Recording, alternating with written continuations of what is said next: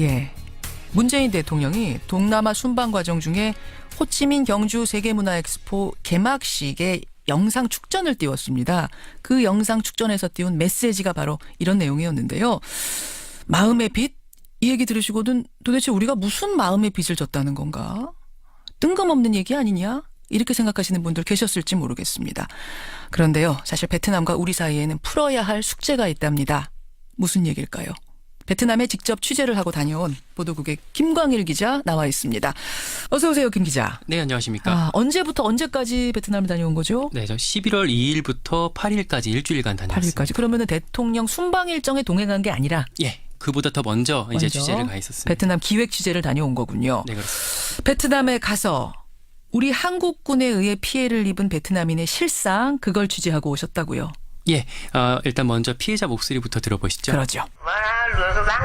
저는 방 안에서 갓난아이를 안고 있었습니다. 그런데 갑자기 한국군들이 집에 들이닥쳐서 아이들을 먼저 쐈습니다. 그리고는 저를 향해서도 계속 쐈고 집에 불을 붙였습니다. 이게 지금 언제 때 얘기예요? 네, 1968년 얘기인데요. 이 목소리는 베트남 중부 꽝남성 하미마을에 사는 79살 쯔엉 티투 씨 목소리입니다. 예. 이 하미마을은 68년에 한국군 해병대 청룡부대가 지나간 뒤 주민 135명이 숨진 채 발견된 곳입니다. 135명이? 네. 그날 이제 쯔엉 티투 씨의 집에도 군인들이 들이닥쳐서 7살짜리 큰딸, 4살짜리 아들에게 총을 쐈고 그렇게 일가족 12명을 살해했다고 합니다. 한국군이요? 네.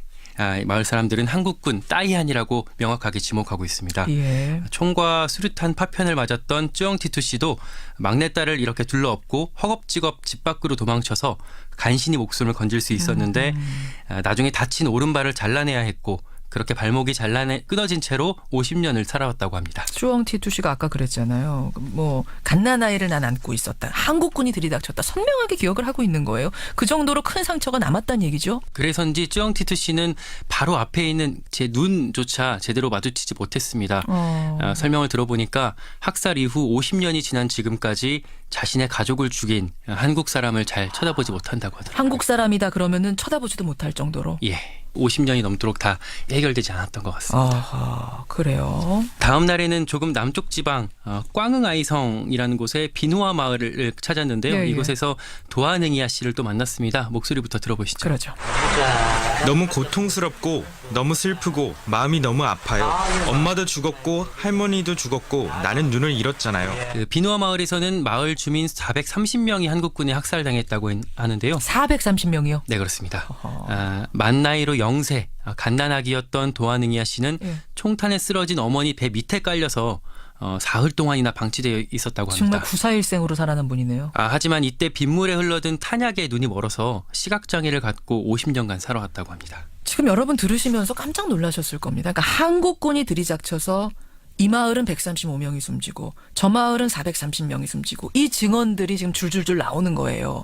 사실은 우리는 우리 군이 가서 이런 일을 했으리라고는 몰랐고 뭐 일부러 홍보하지도 않았기 때문에 몰랐던 부분인데 상당히 많은 민간인 베트남인들이 학살이 된 거죠. 우리에 의해서. 그 베트남 전쟁에서 한국군이 자행한 민간인 학살은 약 80건, 희생자는 모두 9천여 명으로 지난 2000년에 집계됐는데요. 지금 17년이 지났죠. 현장 조사를 할 때마다 추정치는 계속 늘어나고 있어서 아마 제대로 집계해보면 훨씬 더 많을 것으로 예상됩니다. 베트남전이 끝난 게 1975년이잖아요. 네. 그럼 사실은 42년이 지났는데 지금도 가보니까 그 상처가 고스란히 남아있던가요? 네.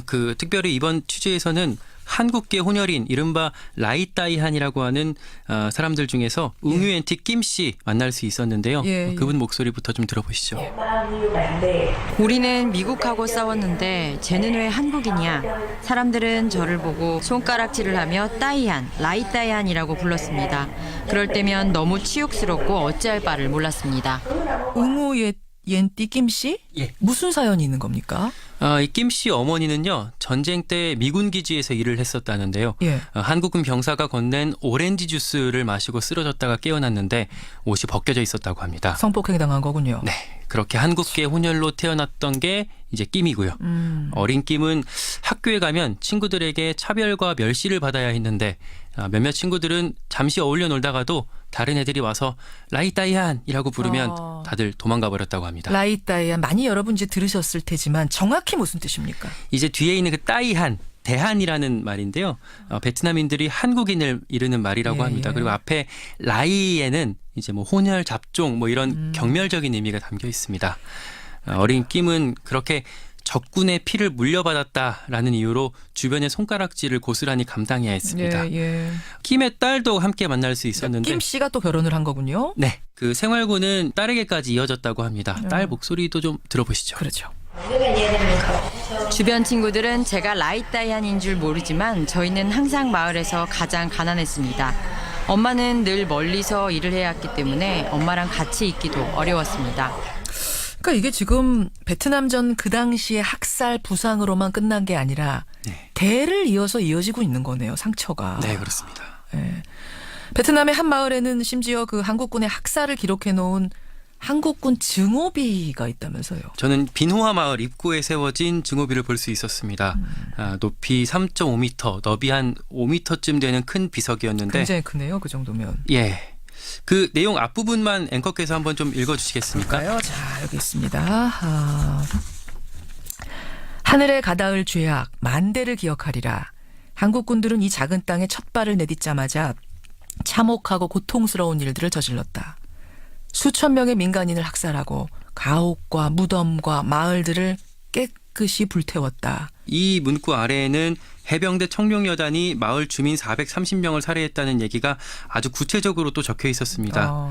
또 비문 좌측에는 표가 나와 있었는데 희생자 중 268명이 여성이었습니다. 또 연령대별로는 182명이 어린아이였고 109명이 50세에서 80세의 노인이었다. 뭐 이런 내용이 적혀 있었습니다. 노약자가 상당히 많네요. 예. 희생자들이 베트콩 게릴라군이라는 그게 아니냐는 주장이 있는데 애초에 이 마을에 젊은 남성은 거의 없었다고 합니다. 그러네요. 그야말로 힘도 쓸 수 없는 민간인들, 컷도 어린아이, 노인들이 이렇게 많은 수 학살됐다는 겁니다. 그러다 보니 이런 증오비까지 세워진 거죠. 김광일 기자. 예. 증오비라는 걸 저는 그냥 말로만 지금 들어도 충격적인데 직접 가서 한국인의 눈으로 본 심정은 어떠셨어요? 참담했습니다. 뭐 이렇게 표현해도 될지 모르겠습니다만 개인적으로는 처음 봤을 때 좀 숨이 턱 막힌다고나 할까 좀 그런 느낌이 들었고요. 증오비는 전쟁 직후에 세워진 것으로 추정된다는데 얼마나 미웠으면 그 와중에 이런 비석까지 새겼나 싶기도 하고 증오비가 있던 요 비누아 마을의 경우는 마을 안쪽으로 제가 접근할 수도 없을 정도로 상처가 남아있는 곳이었습니다. 그러니까 한국 기자가 취재를 하러 간다 그러는데 혹시라도 뭐 불상사가 사가 일어날까 봐 걱정이 돼서 막아야 될 지경으로 그렇습니다. 여전히 분노가 있단 말이에요. 주민들 사이에서는. 그래서 놀랍네요. 이날은 저한테도 좀 충격적인 기억으로 남아있습니다. 이렇습니다. 김광일 기자가 취재해온 그러니까 이 한국군이 남긴 상처의 일부분만 들어도 여러분 어떤 건지 느낌이 오시죠. 하지만 우리 정부는 민간인 학살을 공식적으로 인정한 적이 없죠. 네, 그렇습니다. 국방부에서도 공식적인 어떤 입장이나 조사 계획에 대해서는 밝히지 않고 있었습니다. 한국군의 학살이 우리나라에 알려진 지난 1999년 이래 민간 차원에서는 어떤 진심 어린 사과나 도움의 손길이 계속해서 이어져 왔는데요. 민간 차원에선? 네. 민간 차원에서만입니다. 정부는 이 문제에 대해 구체적인 언급을 계속 피해왔거든요.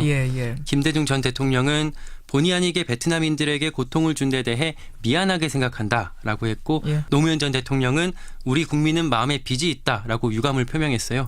이명박 박근혜 전 대통령은 또 침묵했고요. 문재인 대통령이 이번에 사과하는 그 메시지를 듣고 무슨 얘기야 갑자기? 왜 뜬금없이 저런 얘기가 나왔지라고 생각하셨던 분들이 있다면 바로 이런 사연이 깔려 있는 겁니다. 이번에 우리의 사과 메시지 이건 어떻게 평가를 해야 되나요? 이 정도 마음의 빚 뭐 이렇게 표현해 준 게 다행이라는 반응도 좀 있는데요. 아쉬움도 좀 큽니다. 그래요. 일단 베트남 사람들은 이걸 사과로 받아들이지 않는다고 합니다. 이 정도로는 사과가 아니다? 그쪽 반응은? 뭐 입장을 바꿔봐서 뭐 우리가 일본한테 뭐 일본군 위안부 피해에 대해서 이런 마음의 빚 이런 표현을 듣는다면 아마도 같은 반응이 있지 않을까 싶습니다. 지금 베트남 현지에 있는 한배평화재단 구수정 상임이사에 따르면 문 대통령의 이번 발언 자체가 또 그 베트남에서 떠난 뒤에 나서야 이제 한국이 알려진 거라서 베트남 사람들은 알지도 못한다고 하고 있고요. 이 말을 전해들은 그 베트남인들의 경우 이건 사과가 아니다라고 말을 했다고 합니다. 부족하다. 이건 아니다. 앞으로 구체적인 가해 사실에 대한 책임 인정이나 조사, 보상 뭐 이런 방침 같은 게 나와야 그 진정성을 좀 이해할 수 있지 않을까 싶네요. 한국정신대문제 대책협의회 윤미향 상임대표 이야기 들어보시죠. 경제, 사회, 문화, 교류 그건 언제든지 무너져 내릴 수 있는 굉장히 위험한 우호관계라고 생각을 합니다. 과거 역사의 올바른 청산 그 위에 세워질 때 진정한 미래지향적인 관계 이루어질 수 있다. 그게 바로 오늘 우리가 일본과 아시아 관계에서 배우는 거죠. 우리나라 한국도 풀어야 할 과거사 문제가 있다는 얘기 여러분 어떻게 들으셨습니까? 김강일 기자. 수고하셨습니다. 감사합니다. 베트남 기획 취재를 다녀온 거군요. 네, 그렇습니다. 베트남에 가서 우리 한국군에 의해 피해를 입은 베트남인의 실상 그걸 취재하고 오셨다고요. 일단 먼저 피해자 목소리부터 들어보시죠. 그러죠. 저는 방 안에서 갓난아이를 안고 있었습니다. 그런데 갑자기 한국군들이 집에 들이닥쳐서 아이들을 먼저 쐈습니다. 그리고는 저를 향해서도 계속 쐈고 집에 불을 붙였습니다. 이게 지금 언제 때 얘기예요? 네, 1968년 얘기인데요. 이 목소리는 베트남 중부 꽝남성 하미마을에 사는 79살 쯔엉 티투 씨 목소리입니다. 이 하미마을은 68년에 한국군 해병대 청룡부대가 지나간 뒤 주민 135명이 숨진 채 발견된 곳입니다. 135. 문재인 대통령이 동남아 순방 과정 중에 호치민 경주 세계문화엑스포 개막식에 영상 축전을 띄웠습니다. 그 영상 축전에서 띄운 메시지가 바로 이런 내용이었는데요. 마음의 빚? 이 얘기 들으시고는 도대체 우리가 무슨 마음의 빚을 졌다는 건가? 뜬금없는 얘기 아니냐? 이렇게 생각하시는 분들 계셨을지 모르겠습니다. 그런데요. 사실 베트남과 우리 사이에는 풀어야 할 숙제가 있답니다. 무슨 얘기일까요? 베트남에 직접 취재를 하고 다녀온 보도국의 김광일 기자 나와 있습니다.